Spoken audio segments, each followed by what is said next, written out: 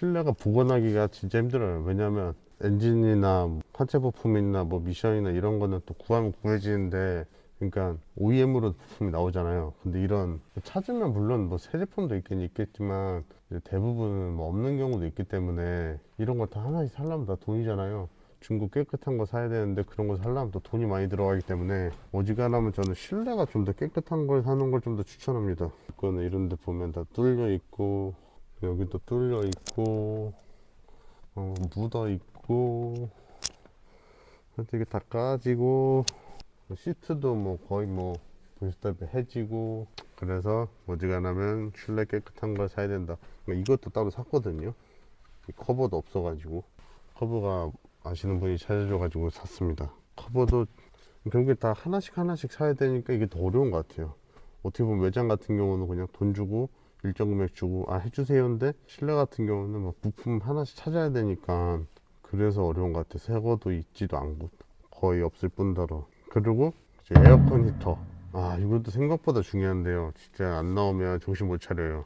왜냐면 우리나라 사계절 있으니까 여름에는 에어컨 틀어야 되고 겨울에는 히터 틀어야 되잖아요. 근데 이게 어떻게 보면 진짜 기본적인 건데 안 되면 진짜 힘들어요. 뭐 예를 들어서 뭐 에어컨이 안 된다 그러면 컴프레셔만 갈면 되지, 갈았는데 되면 다행인데 안 되면 이제 거기서부터 이제 스트레스 빡 올라오거든요. 어떻게 보면 뭐 올드카 탈 때 제일 스트레스 받는 게, 그래 돈 들어가는 건 좋다 이거야. 근데 돈을 들였는데 제가 원하던 문제가 해결이 안 되면 거기서부터 진짜 스트레스예요. 그래서 여기 보시면 에어컨 컴프레셔 있거든요. 만약 안 돼서 에어컨 컴프레셔를 갈아서 되면 다행인데 안 되는 경우도 있거든요.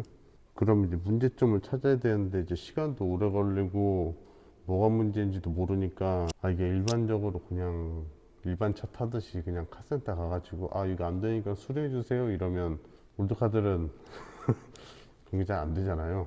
그래서 뭐가 문제가 생기면 라인 하나를 아예 다 바꿔야 될 수도 있고 뭐 간단하게 잡힐 수도 있지만, 그래서 어떻게 보면 하나 고장 나면 그쪽 라인을 다 교체해야 된다는 좀 생각을 갖고 확인하시고 사는 게 좋다. 어지간하면 교체되어 있는 거 사는 게 제일 좋다.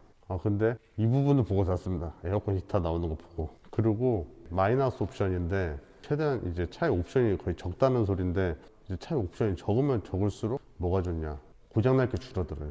예를 들어서 뭐 시트 같은 경우도, 이건 제 차는 예를 들어 전동 시트나 뭐 히팅 시트 같은 거 통풍이 들어가 있으면 결국 고장나면 또 돈이 들어가잖아요. 그러니까 어지간하면 올드카는 최대한 옵션이 없는 차량이 제일 좋다. 그래서 전 이거는 어지간하면 지키고 사긴 사는데, 근데 컨버터블이네요. 그리고 이제 올드카 중에서도 흔한 차랑 희귀한 차 두 개 나뉘잖아요. 흔한 차는 뭐 예를 들어서 W124라든가 236이라든가 그런 차량들이 있고, 뭐 희귀한 차는 뭐 처음부터 이런 차는 뭐지 뭐 이런 거라든가, 아니면 진짜 완전 클래식카들 있잖아요. 40년 된 차들. 근데 그런 차가 어떻게 보면 더 이뻐 보이기도 한데, 희귀한 차가.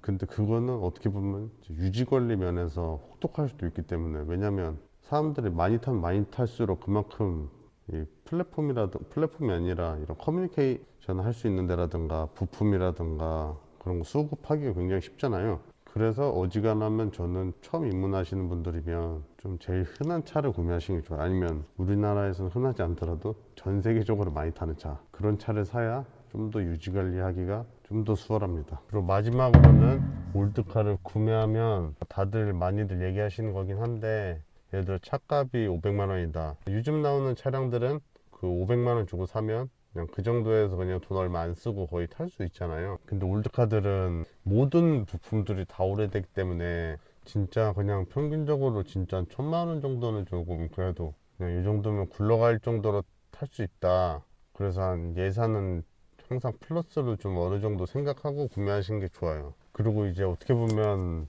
좀 멘탈도 많이 중요하다고 생각해요. 왜냐면 너무 좋아서 샀다가 포기하시는 분들도 있거든요. 근데 그런 게 아까 에어컨 히터 얘기한 것처럼, 컴프레셔가 아까 얘기한 것처럼 고장 났다 그러면 그 부품 딱 갈아서 수리해서 끝나면 되는데, 계속 그게 안 되는 걸 아니까 거의 꽂혀가지고 왜 안 되지? 뭐가 문제지? 막 찾아보고 막 하는데, 그 돈을 썼는데도 안 고쳐지면 거기서부터 이제 멘탈이, 제가 느낄 때는 거기서부터가 제일 좀 많이 깨지거든요. 이제 멘탈이 깨지면 이제 막 꼴도 보기 싫고, 그러다 보면 그냥 차 날려버리고 이러기 때문에 항상 멘탈 유지는 필수입니다.